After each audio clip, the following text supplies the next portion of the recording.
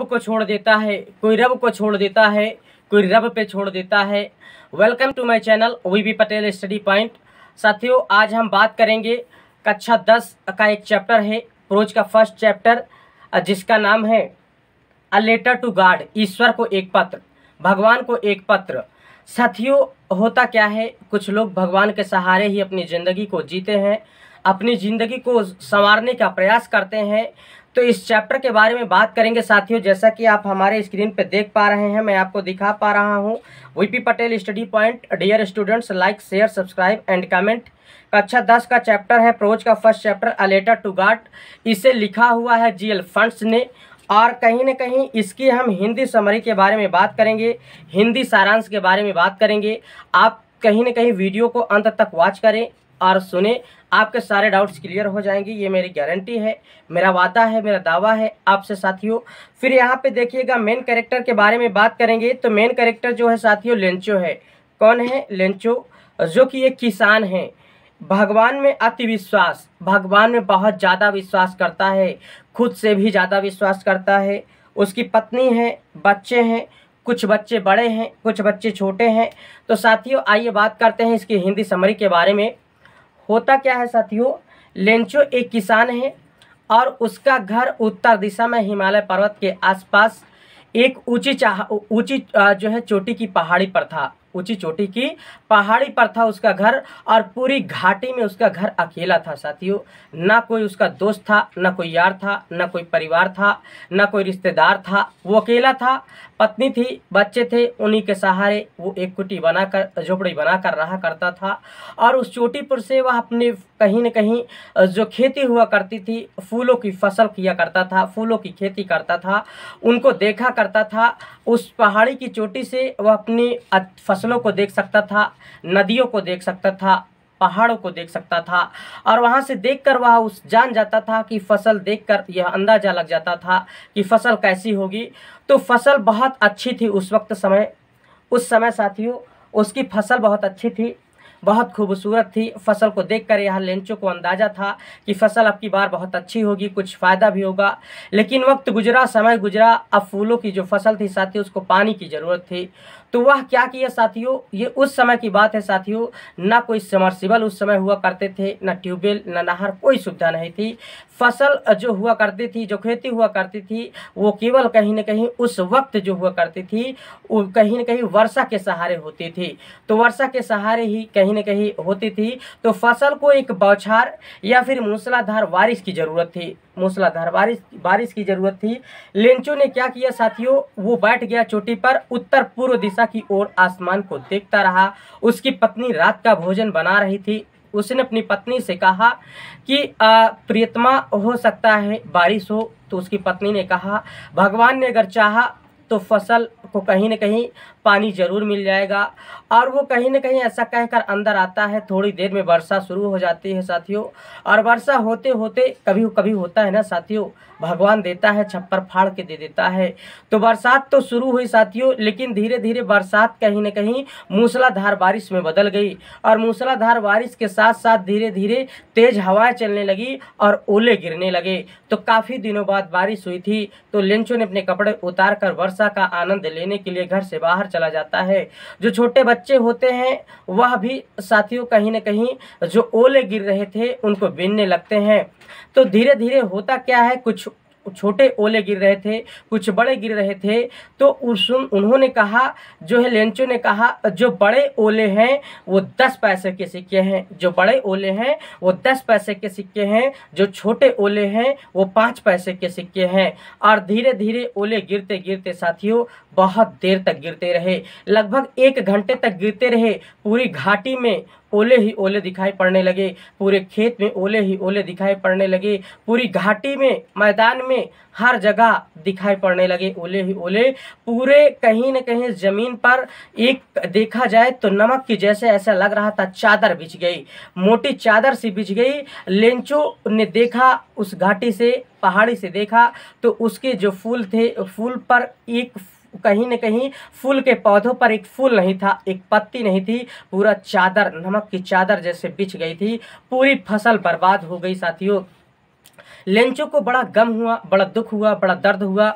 उसने सोचा, चूँकि वो घर का एक अकेला व्यक्ति था जो अपने परिवार का पालन पोषण किया करता था और फूलों की खेती से ही सब कुछ करता था, तो साथियों हुआ यूं कि क्या हुआ, पूरी फसल बर्बाद हो गई। लेंचो अपना कहीं न कहीं सर पकड़कर बैठ जाता है और वो सोचता रहता है कि अब क्या होगा। शाम हुई, लोगों ने खाना खाया सबने, और वो लेंचो लेट गया। पूरी रात करवट बदलता रहा, सोचता रहा कि क्या किया जाए, क्या ना किया जाए। बचपन में उसे एक कहानी बताई गई थी, पढ़ाई गई थी कि भूखों कोई नहीं मरता, भगवान सबकी मदद करता है। तो वह सोचता रहा भगवान से मदद के बारे में। वह खेतों में बैल की तरह काम करता था, वह बैल की तरह काम तो करता था साथियों, लेकिन वह पत्र लिखना जानता था। सुबह हुई तो वह जाता है, वह पत्र लेता है, वहाँ से एक कागज़ लेता है, कलम लेता है और लिखने लगता है। पत्र में लिखता है कि हे भगवान, मुझे कहीं न कहीं नई फसल आने तक के लिए और मुझे इस वर्ष ज़िंदा रहने के लिए हमें 100 पीसोज की ज़रूरत है। अगर 100 पीसोज आप नहीं देंगे तो मैं और मेरा परिवार भूखों मर जाएंगे।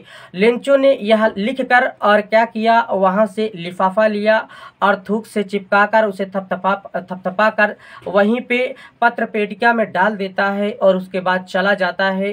तो फिर उस डाक खाने का जो कर्मचारी होता है वो उसे खोलता है तो देखता है ऊपर लिखा रहता है कि भगवान को ना, अ लेटर टू गॉड, भगवान को एक पत्र। उसे अपनी पूरी जिंदगी में आज तक कभी भगवान नामक पत्र नहीं मिला था साथियों। क्योंकि भगवान को पत्र कोई मूर्ख ही लिख सकता है। अगर सच देखा जाए तो भगवान को आप पत्र लिखेंगे तो वो कहाँ पहुँचाएगा। तो उसे बड़ा आश्चर्य होता है कि कहाँ ले जाए इस पत्र को। वह अपने अधिकारी को ले जाता है, अधिकारी देखता है, पहले तो हंसने लगता है, लेकिन फिर उसे एहसास होता है कि भगवान को पत्र कोई ऐसे ही नहीं लिखा करता, कोई मजबूरी रही होगी। पत्र को खोलते हैं, देखते हैं तो उसमें वास्तव में मजबूरियां लिखी होती हैं। और वो जो डाकखाने का अधिकारी था वो एक अच्छा व्यक्ति था, एक मिलनसार व्यक्ति था। उसने पत्र को खोला तो उसमें देखा, लिखा था कि हे भगवान, मुझे नई फसल आने तक के लिए और कहीं न कहीं इस वर्ष जिंदा रहने के लिए 100 पैसों की ज़रूरत है। अगर आपने मेरी मदद नहीं की तो मैं अपने परिवार सहित भूख से मर जाएंगे। तो कहीं न कहीं उसका जो अधिकारी होता है वो अपने सभी साथियों से कहता है कि सभी लोग अपनी सैलरी का आधा हिस्सा दें। सब लोग मिलाते हैं और उसके बाद 70 पैसे ही जुटा पाते हैं, 70 पीसोज ही जुटा पाते हैं। जबकि साथियों लेंचो ने 100 पीसोज की मांग की थी और ये लोग जुटा पाते हैं केवल 70 पैसे।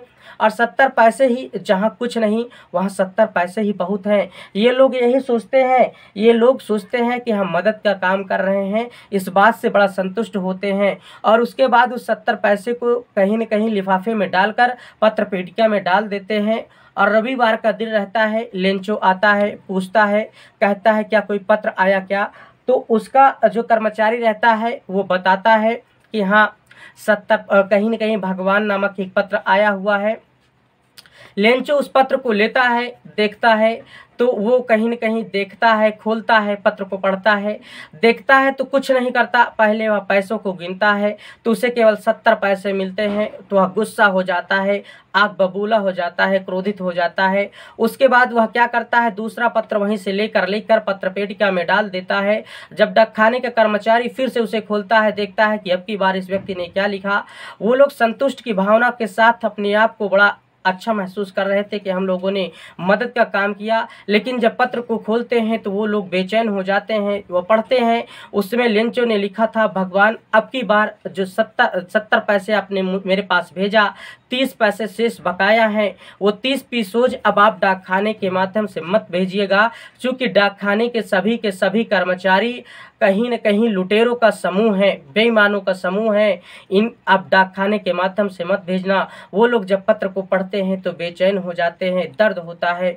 दर्द इसी बात का होता है कि जिस व्यक्ति की मदद हमने की, 70 पीसोज दिया, उसी व्यक्ति ने हमें लुटेरा और बेईमान ठहरा दिया। तो साथियों कहीं न कहीं होता क्या है, ऐसा होता ये है कि कभी कभी ऐसा भी होता है साथियों, आप जिसकी मदद करते हैं वही व्यक्ति आपका पांव कतरने के लिए या आपको पीछे धकेलने के लिए तैयार होता है। यहाँ 2 बातें इस कहीं न कहीं चैप्टर से निकल कर आती हैं। पहला तो विश्वास, विश्वास बहुत बड़ी चीज़ है साथियों। विश्वास से आप दुनिया की कोई भी चीज़ जीत सकते हैं। विश्वास के माध्यम से आप दुनिया की कोई भी चीज़ पा सकते हैं। लेंचो भगवान भी बहुत विश्वास करता था और उसे 70 पैसे मिलते भी हैं। और दूसरी बात ये भी है साथियों कि कहीं न कहीं कभी कभी अच्छाई का परिणाम भी बुराई के रूप में मिलता है। डाकखाने के कर्मचारियों ने दया के रूप में 70 पैसे भेजे, लेकिन अंत में उन्हें क्या मिला? गालियां मिली और अंत में बेईमान बनाया गया, लुटेरा बनाया गया। सो बहुत बहुत धन्यवाद साथियों। कहानी इतनी ही थी। आपको पसंद आए तो वीडियो को लाइक शेयर सब्सक्राइब करें और इस चैप्टर का आंसर 3 से 4 दिन में हम अपलोड कर देंगे। वीडियो को लाइक शेयर सब्सक्राइब करें। बहुत बहुत धन्यवाद साथियों। यही कहानी थी। धन्यवाद। विक्ट्री का एक तो लाइक और शेयर ठोक दीजिए महाकाल का दबा के लाइक और शेयर ठोक दीजिए। विक्ट्री का एक तो लाइक और शेयर ठोक दीजिए महाकाल का दबा के लाइक और शेयर ठोक दीजिए। विक्ट्री का एक तो लाइक